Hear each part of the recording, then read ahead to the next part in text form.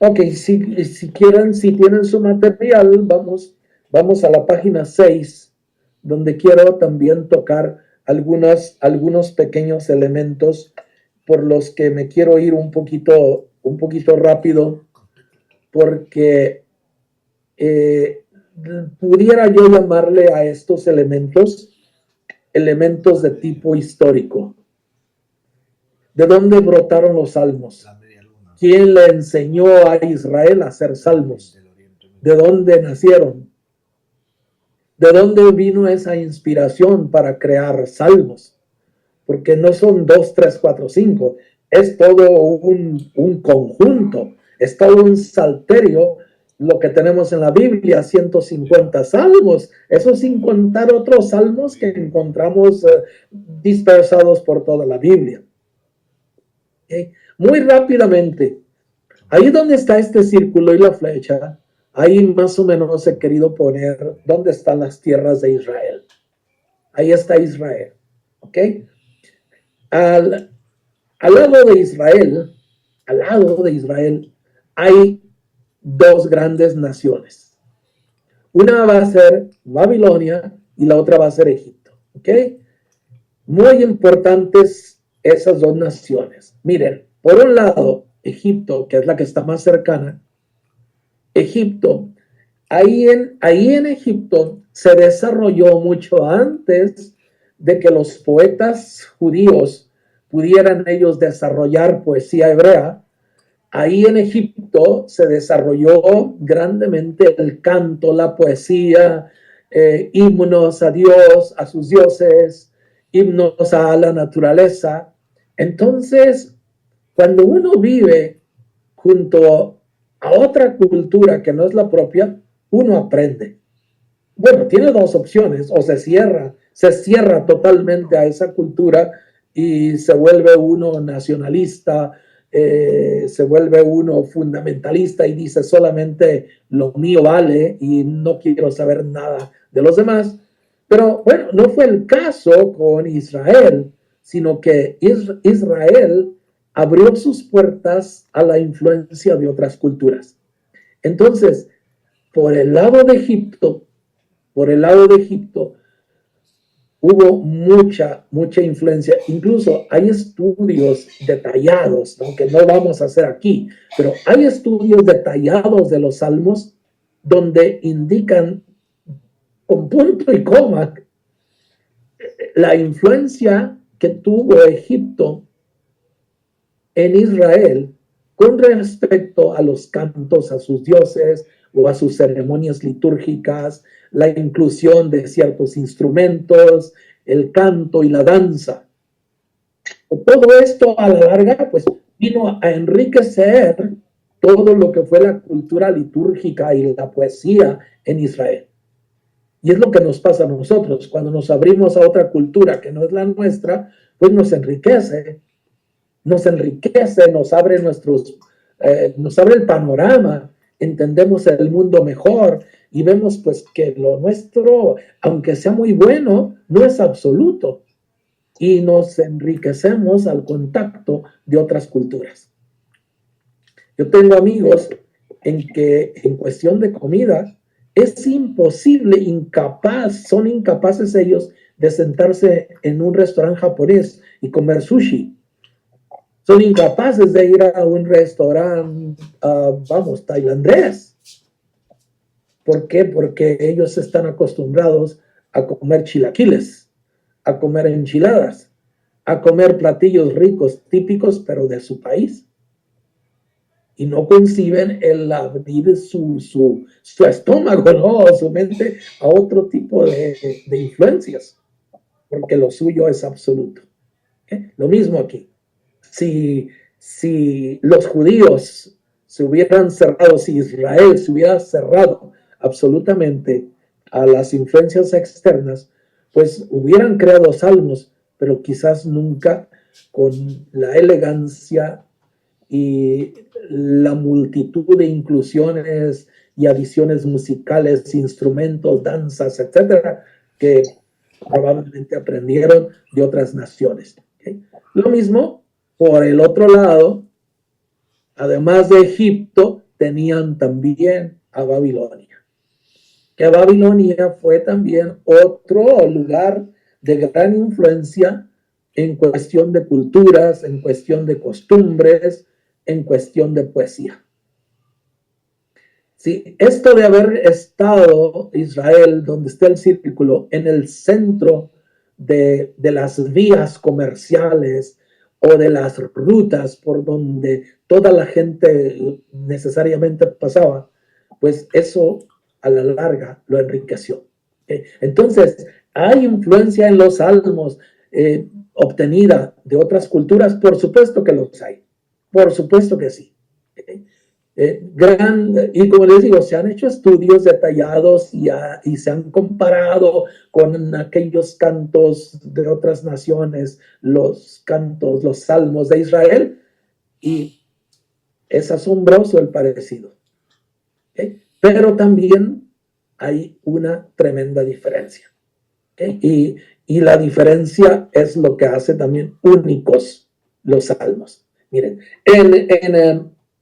en rasgos que se le asemejan a estas culturas o a estas grandes naciones, pues miren, es sus versos, sus paralelismos, su manera de hacer los arreglos, las estrofas, estructurar el salmo, utilización de símbolos, utilización de sentimientos, imágenes.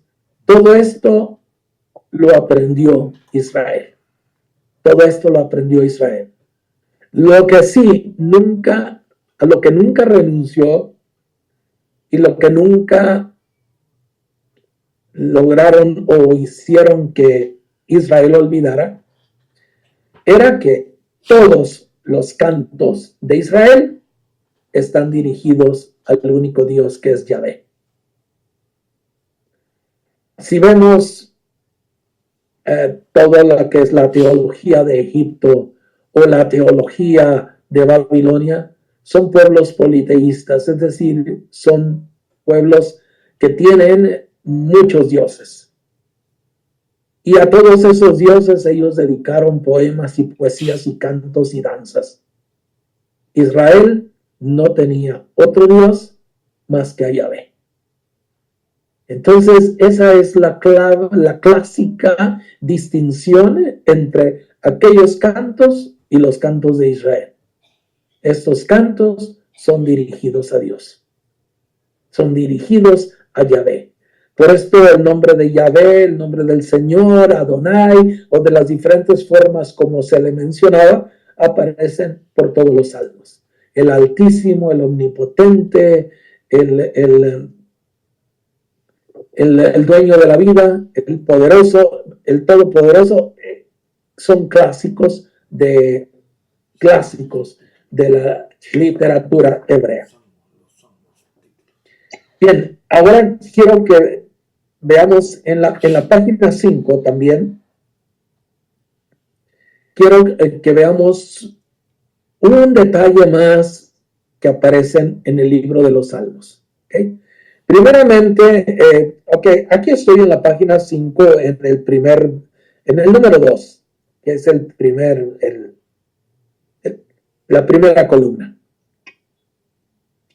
La primera columna. Bueno, son en la Biblia 150 salmos. 150 salmos. ¿Okay? Cualquier Biblia, de la versión que sea, va a tener 150 salmos.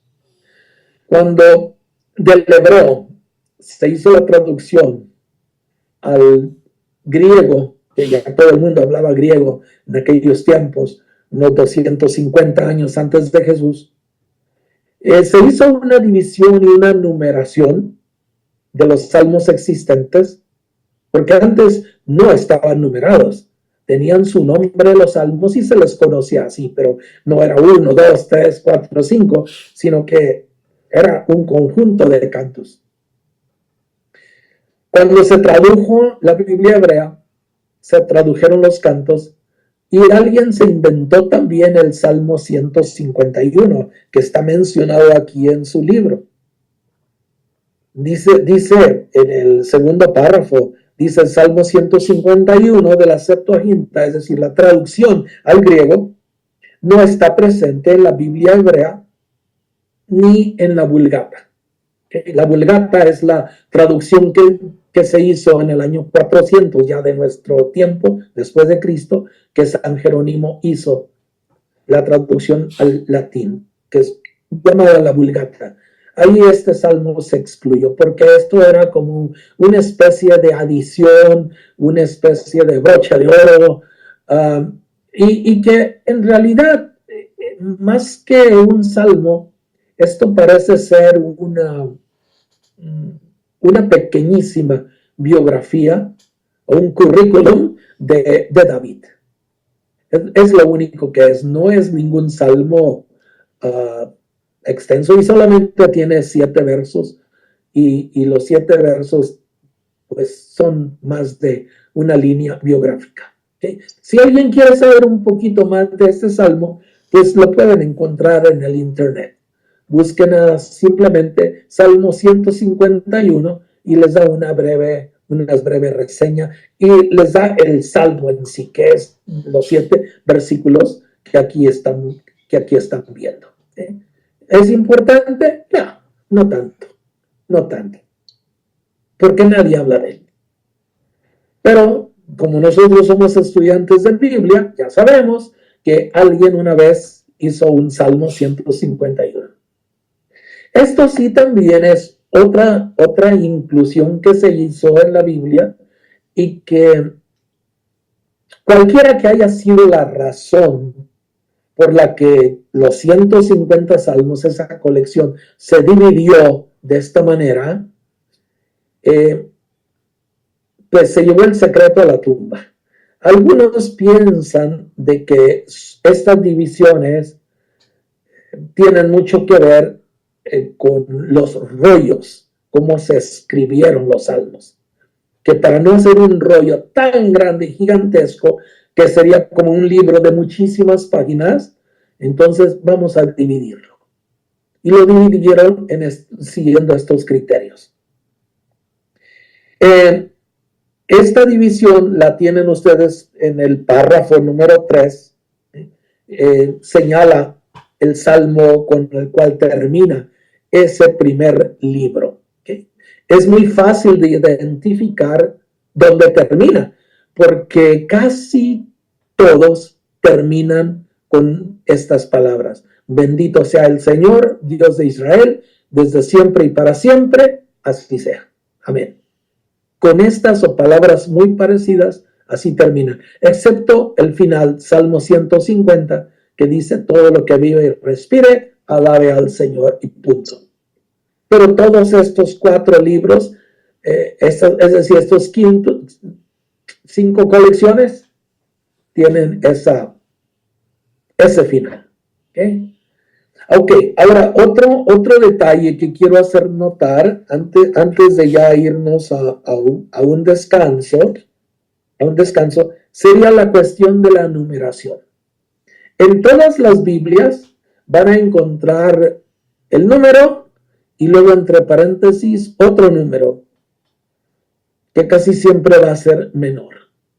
Por ejemplo, el Salmo 23, que todo el mundo sabe que es el Señor es mi pastor, nada me falta, y todo el mundo sabe que es el Salmo 23, entre paréntesis va a tener que es el Salmo 22.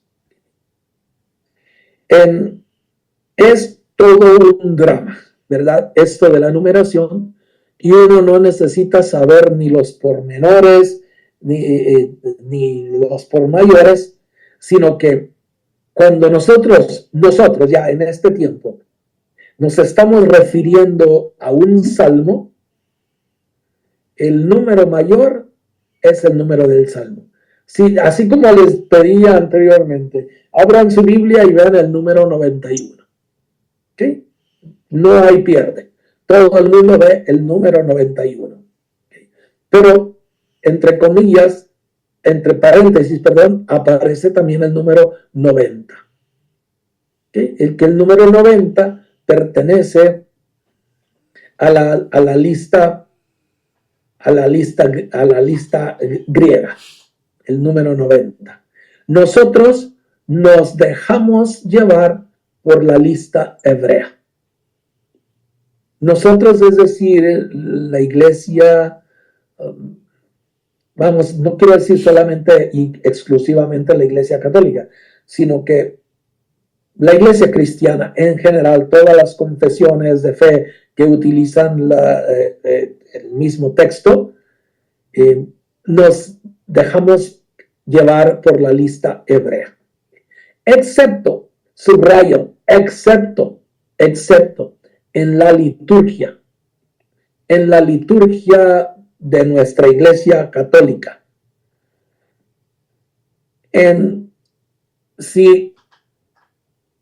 Si hubiera tocado este domingo que se reza el Salmo 91, ahí hubieran visto en el boletín de la iglesia que hubiera dicho canto de meditación, Salmo 90.